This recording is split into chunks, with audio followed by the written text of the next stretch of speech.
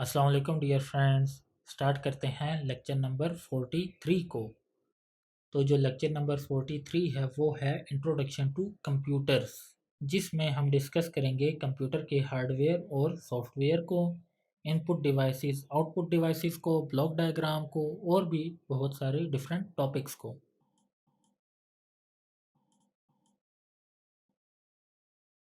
तो सबसे पहले हम इनपुट डिवाइसेस को डिस्कस करते हैं। Input devices provide data and control signal to an information processing system. तो इनपुट डिवाइसेस के ज़रिए हम जो है प्रोसेसिंग सिस्टम को डाटा और सिग्नल जो है वो प्रोवाइड करते हैं। जिस तरह है कीबोर्ड, माउस है, स्कैनर है, डिजिटल कैमरा है और जॉयस्टिक है। तो कीबोर्ड के थ्रू हम प्रोसेसिंग सिस्टम को बताते हैं कि आपने ये लिखना है और ये नहीं लिखना। देन माउस के ज़रिए हम उसको कहते हैं कि फ़लाना फ़ोल्डर अगर ओपन करना है तो वो हम माउस के ज़रिए ही ओपन करते हैं, क्योंकि हम जो है प्रोसेसिंग सिस्टम को इंफॉर्मेशन जो है वो दे रहे होते हैं।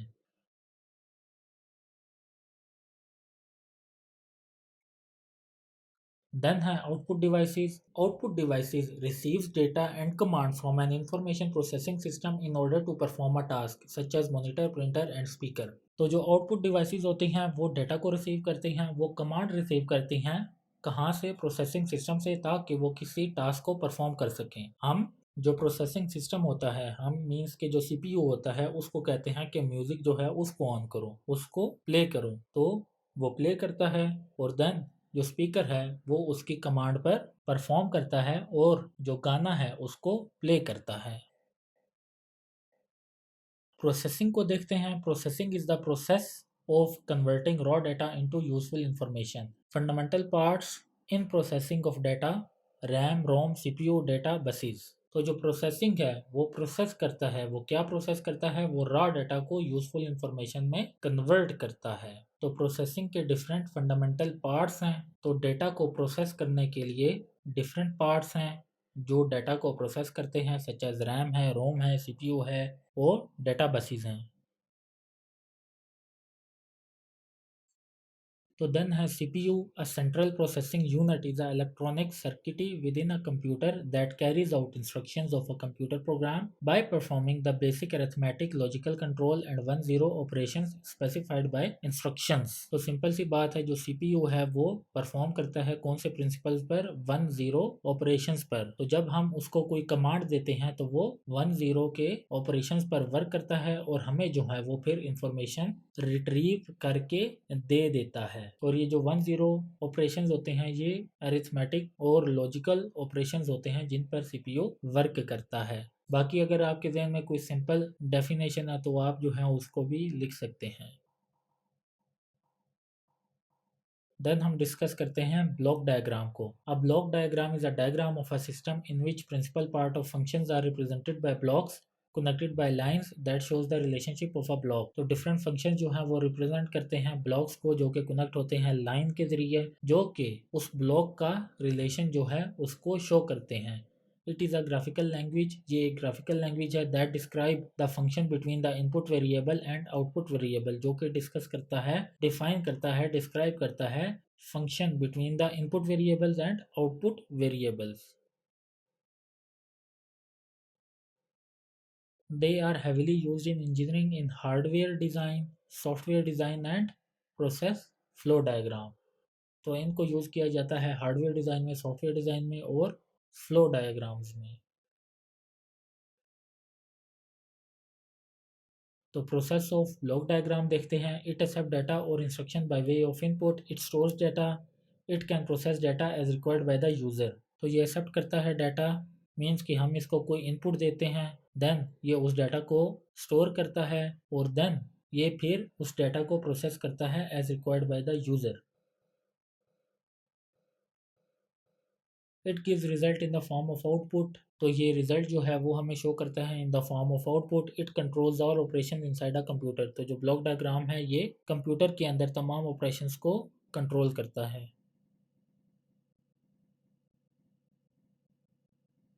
तो ब्लॉक डायग्राम की आपके सामने डायग्राम है और ये जो टॉपिक है ये इम्पोर्टेंट टॉपिक है, 2-3 दफ़ा जो है ब्लॉक डायग्राम रिपीट हो चुका है जीएसए में। तो आपने इसकी डेफिनेशन लिखनी है, इसका प्रोसेस लिखना है और इसकी जो डायग्राम है उसको लाजमी ड्रॉ करना है। Principal components of CPU देखते हैं। The first one is ALU. ALU is a part of the central processing unit that carries out arithmetic and logic operations, जो कि carry करता है arithmetic and logic operations on the operands in computer instruction words। तो वो arithmetic और logical operations कौन से हैं? जो arithmetic हैं वो है प्लस माइनस मल्टीप्लाई डिवीजन, और जो logic हैं वो मीन्स के ये कंपेयर करता है दो डेटाज को। Then have control unit. The control unit of the CPU regulate and integrate the operation of a computer. It select and retrieve instruction from the main memory in proper sequence and interprets them. तो ये computer के operations को integrate करता है और regulate करता है, और जो control unit है ये select और retrieve करता है instruction from main memory। main memory में से जो instruction है उसको select और retrieve करता है proper sequence में, और then इनको फिर interpret करता है।